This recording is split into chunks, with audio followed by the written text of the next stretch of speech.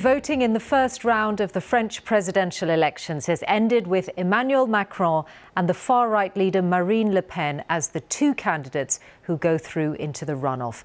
The final tally is yet to come, but early projections were that Mr Macron won around 28% of the vote and Madame Le Pen around 23%. That's the best result she has had at this stage in any of her three presidential campaigns.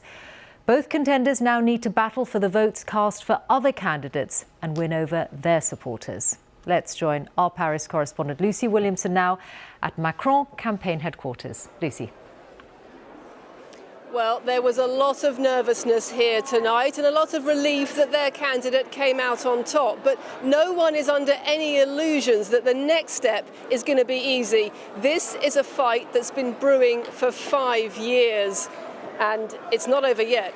It's only just begun. It's on. The battle for the future of France. Car ne nous trompons pas. Let's not make a mistake. This is not over. The debate we're going to have over the next 15 days is decisive for our country and for Europe. A choice of President Macron or President Le Pen. What will happen on the 24th of April is not just a vote about conditions. It's a matter of society, even of civilization. Early projections suggest that Emmanuel Macron is still the favourite with 28% of voters, more than last time around. Marine Le Pen's share of the vote also grew to around 23%. It's not as close as some polls had predicted, but this is where the battle really begins. I'm impatient, a little bit nervous always, simply because you don't know what France will choose and what the French people want, but afraid never. We have seen lately that extremism is getting quite more popular, in part because on the social networks, misinformation is kind of like the plague of the 21st century.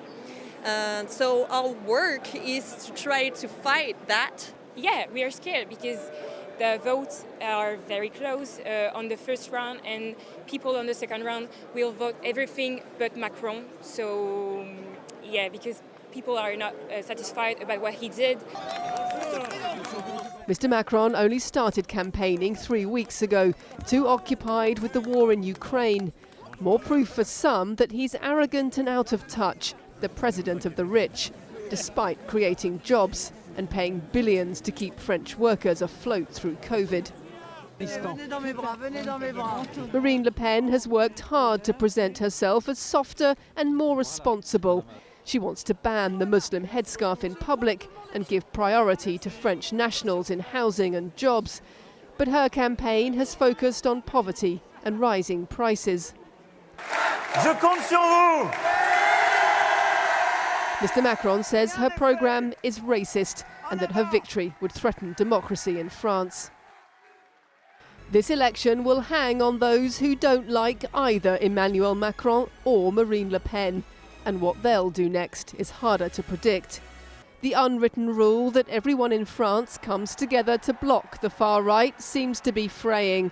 And the two visions France has chosen for president show how divided this nation is.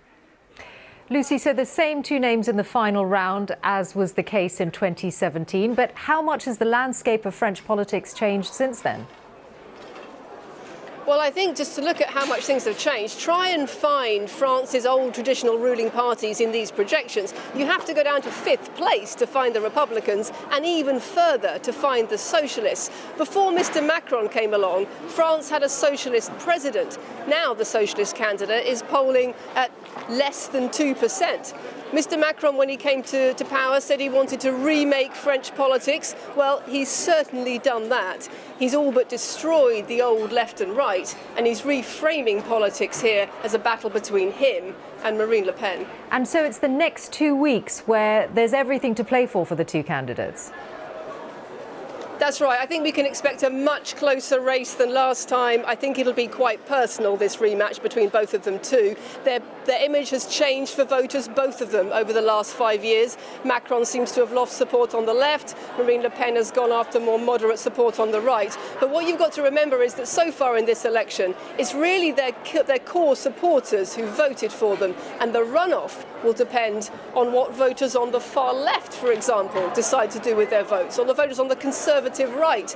And so far, predictions suggest that they might be split between both candidates. Lucy, thank you very much. That's Lucy Williamson, our correspondent in Paris.